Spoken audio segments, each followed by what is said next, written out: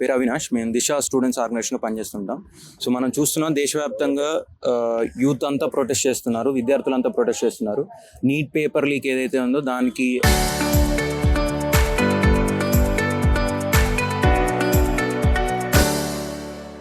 న్యాయం జరగాలని ప్రొటెస్ట్ చేస్తున్నారు. ధర్మేంద్ర ప్రధాన్ రిజైన్ చేయాలని చెప్తున్నారు, న్యాయం జరగాలని కోరుతున్నారు. సో ఒక రకంగా శాంతిపూర్వకంగా ప్రొటెస్ట్ చేస్తున్న యువతపై జంతర్ మంతర్లో పోలీసుల దుర్మార్గపు చర్యలు మనం చూసాం. ఢిల్లీలో లాఠీలకు మేకులు కొట్టి మరి యువకులపై దాడి చేశారు. అమ్మాయిల ప్రైవేట్ పార్ట్స్ టచ్ చేస్తే దాడి చేశారు. శాంతిపూర్వకంగా నిరసన తెలుపుతున్నప్పుడే ఇంత ఆపరేషన్ జరుగుతూ ఉంది. సో దీనికోసం అని ఖచ్చితంగా భారతదేశంలో ఉన్న యువత అంతా ఏకం అవ్వాలి. ఆల్రెడీ అలాంటి ప్రయత్నాలు జరుగుతున్నాయి. ఆ విధంగా అందరూ ఏకం అవుతున్నారు. పూణేలో, మహారాష్ట్రలో ఇలాంటి ప్రొటెస్టులు జరుగుతూ ఉన్నాయి.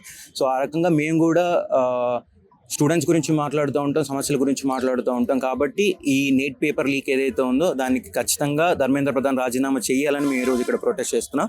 At the same time neat paper leak అనే కాదు, నీట్ పేపర్ లీక్ అవుతున్న ప్రొటెస్ట్ టైంలోనే మహారాష్ట్రలో టెట్ పేపర్ లీక్ అయింది, రాజస్థాన్లో ఒక పేపర్ లీక్ అయింది. ఒకవైపు పేపర్ లీక్ అవుతుందని దేశ రాజధానిలోనే స్టూడెంట్స్ అందరూ కూర్చొని ప్రొటెస్ట్ చేస్తున్న సమయంలోనే పేపర్ లీకులు జరుగుతున్నాయి. సో ఇంత బాధ్యతారహితంగా ప్రభుత్వాలు వ్యవహరించడం, అట్లానే ఇంత పేపర్ లీక్ అయింది, 21 మంది విద్యార్థులు చనిపోయారు అంటే 21 మంది విద్యార్థులు చనిపోయారు అని ఒకవైపు పిల్లలు ప్రొటెస్ట్ చేస్తూ ఉంటే ఇదేది మాకు సంబంధం లేదు, అవసరం లేదు అన్నట్టు మాట్లాడుతున్నారు. పేపర్ లీక్ అయింది అని చెప్తే ఏదో చిన్న ట్యాప్ లీక్ అయినట్టుగా మాట్లాడుతున్నారు. అయితే ఏంటి, మీకోసం మళ్ళీ ఎగ్జామ్ పెట్టాం కదా అని నాయకులు మాట్లాడుతూ ఉన్నారు. సో ఇలాంటి ఇర్రెస్పాన్సిబుల్ కామెంట్స్ ఏవైతే ఉన్నాయో వీటిని మేము పూర్తిగా వ్యతిరేకిస్తున్నాం. అండ్ గవర్నమెంట్ నుంచి అకౌంటబిలిటీ కోరుతున్నాం మేము. So we are not terrorist, we are not మేమేదో ఆర్గనైజేషన్స్ నుంచి కాదు, యాజ్ అ హ్యూమన్స్గా మేము అడుగుతున్నాం. సో ఈరోజు స్టూడెంట్స్, యూత్ దేశం కోసం భవిష్యత్తు నిర్మించాలని చెప్తూ ఉంటారు. అలాంటిది వాళ్ళకి చదువుకోవడానికి విద్యను మొత్తం ప్రైవేటైజ్ చేస్తున్నారు. At the same time NEET exam రాద్దాం అంటే పేపర్ లీక్లు అవుతున్నాయి, ఉద్యోగాలు లేవు ఒకవైపు. సో ఇది ఓన్లీ నీట్ పేపర్ లీక్ ఉంది సమస్య. At the same time there are number of problems. ఆ ప్రాబ్లమ్స్ అన్నింటికీ ఒక అవుట్ బస్ట్గా, దానికి ఒక రూపంగా ఈరోజు కాక్రోచ్ జనతా పార్టీ ఆధ్వర్యంలో కానీ మిగతా ఆర్గనైజేషన్ ఆధ్వర్యంలో కానీ ఈ ప్రొటెస్ట్ ముందు జరుగుతుంది. సో మా ఫండమెంటల్ డిమాండ్స్ ఏంటంటే, as it is first demand ఏదైతే ఉందో ధర్మేంద్ర ప్రధాన్ ఖచ్చితంగా రాజీనామా చేసి తీరాలి. నీట్ విద్యార్థులు ఎవరైతే నష్టపోయారో వాళ్ళందరికీ నష్టపరిహారం చెల్లించాలి. మూడోది ముఖ్యమైన విషయం, దేశంలో నిరుద్యోగం విపరీతంగా పెరుగుతుంది. ఆ నిరుద్యోగాన్ని అసలు ఖచ్చితంగా దాన్ని అడ్రస్ చేసే నాయకులు కూడా లేరు. So Bhagat Singh employment of guarantee act అన్న ఒకటి తీసుకురావాలి. ఖచ్చితంగా అర్హత ఉన్న వాళ్ళకి ఉద్యోగాలు ఇవ్వాలి. అట్లానే గవర్నమెంట్ ఉద్యోగాలు ఏవైతున్నాయి వాటన్నిటిని రిలీజ్ చేయాలని మేము దీని తరపున డిమాండ్ చేస్తున్నాం. సో ఇక్కడ వైజాగ్లో స్టూడెంట్స్ అండ్ యూత్గా మేము మా సాలిడారిటీని తెలియజేస్తూ అలానే దీనికి మద్దతుగా మేము ఈ ప్రొటెస్ట్ ఈరోజు ఆర్గనైజ్ చేస్తున్నాం. నా పేరు పూజ అండి. నేను దిశ స్టూడెంట్ ఆర్గనైజేషన్లో వర్క్ చేస్తున్నాను. మన సమస్యలు అనుకున్నప్పుడు విద్యార్థులు, యువత వీళ్ళందరూ వాళ్ళ సమస్యల గురించి పోరాడుతున్నప్పుడు వాళ్ళని దేశద్రోహులు అని చెప్పేసి, ఇంకా వాళ్ళు ఫండ్స్ తీసుకుంటున్నారు పాకిస్తాన్ నుంచి, చైనా నుంచి అని అంటున్నారు. వాళ్ళ రైట్స్ కోసం వాళ్ళు ఫైట్ చేస్తున్నప్పుడు వాళ్ళు దేశద్రోహులు ఎలా అవుతారు? అది కాదు.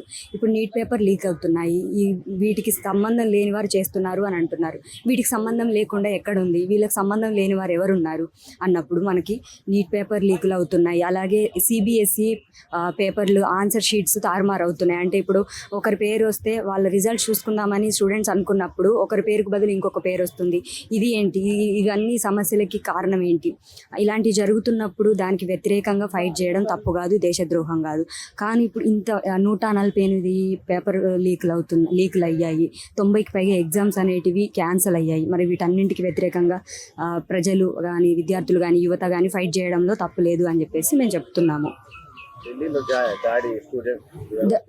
నాకు చాలా అంటే అది ఒక డిఫరెంట్గా అనిపిస్తుంది. అంటే ఇప్పుడు మన సమస్యల గురించి మనం మాట్లాడుతున్నప్పుడు వాటి గురించి మాట్లాడడంలో తప్పు లేదు. అలా వాళ్ళపైన పోలీసులు వాళ్ళపైన రాళ్ళు దాడి చేయడము, లాఠీలకి కర్రలకి మేకులు కొట్టి వాళ్ళ తలలు బద్దలు కొట్టడం, అంటే మనం ఇప్పుడు మన సమస్యల గురించి మనకు అన్యాయం జరుగుతుంది అని మాట్లాడితే ఇంత అరాచకానికి పాల్పడుతున్నారు పోలీసులు.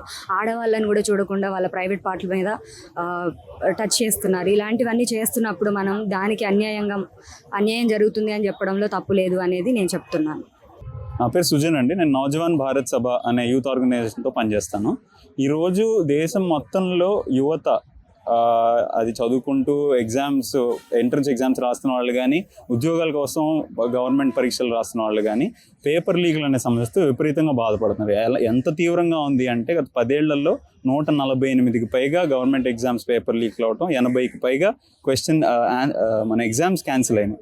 ఈ రకంగా ఉన్నప్పుడు మొత్తంగా దేశంలో మన ప్రభుత్వం ఎన్ని లెక్కలు చెప్పినప్పుడు కానీ చాలామంది ఎకానమిస్టులు చెప్తున్న సంఖ్య 32 కోట్ల మంది భారతీయులు యువత ప్రత్యేకంగా నిరుద్యోగంతో బాధపడుతున్నారు అనేది. సో ఇంత దారుణమైన సిచ్యువేషన్ దేశం మొత్తం ఉంది. ఇందులో భాగంగానే ఈ పేపర్ లీక్ల ప్రహసనంలో భాగంగానే నీట్ పేపర్ కూడా లీక్ అయింది. నీట్ పేపర్ లీక్ అయ్యి 23 లక్షల మంది విద్యార్థులు ఇబ్బంది పడితే, అందులో 21 మంది ప్రాణాలు కోల్పోతే దాని మీద కనీసంగా ఈ పొరపాటు జరిగింది, ఈ పొరపాటుని ఇంకా మేము సవరించుకుంటాం అనే మాట కాదు కదా, కొంచెం కూడా దానికి బాధ్యత వహించే పరిస్థితి కేంద్ర ప్రభుత్వం దగ్గర లేదు. దానికి వ్యతిరేకంగానే విద్యార్థులు అందరిలోనూ ఆవేశం పెళ్ళుబికింది. దానికి తోడు చీఫ్ జస్టిస్ ఆఫ్ ఇండియాగా ఉన్న ఆయన ఇలా పోరాడుతున్న విద్యార్థుల్ని, యువతను అందరినీ వీళ్ళంతా కాక్రోచెస్ అని చెప్పిన మాట, ఇవన్నీ కలిసి ఇంతమందిని దేశవ్యాప్తంగా విద్యార్థుల్ని రోడ్ల మీదకి వచ్చి పోరాడేందుకు ముందుకు తీసుకొచ్చాయి. ఇది ఒక చారిత్రకమైన సందర్భం. 12 ఏళ్ళలో ఒక చాలా మౌనం తర్వాత విద్యార్థులు, యువత రోడ్ల మీదకి వచ్చి పోరాడుతున్నారు. ఆ న్యాయమైన డిమాండ్ల కోసం వాళ్ళు చేస్తున్న పోరాటానికి మద్దతుగా నిలబడాలని ఈరోజు విశాఖపట్నంలో ఈ నిరసన ప్రదర్శన నిర్వహిస్తున్నారు. 20 రోజులు 25 రోజులుగా నిరాహార దీక్ష చేస్తున్న విద్యార్థుల వైపు కూడా చూడండి ప్రభుత్వం. వాళ్ళ మాట వినకపోవడంతో వాళ్ళు రోడ్ల మీదకి వెళ్ళి పార్లమెంట్ దగ్గరికి వెళ్ళైనా మా గొంతు మీకు వినపడుతుందేమో అని పార్లమెంట్ మార్చ్ మొదలుపెట్టారు. అలాంటి వాళ్ళ మీద అత్యంత దారుణంగా, అంటే అసలు దాన్ని చెప్పనలవి కాని విధంగా దాడి చేశారు. ఎలాంటి దాడులు?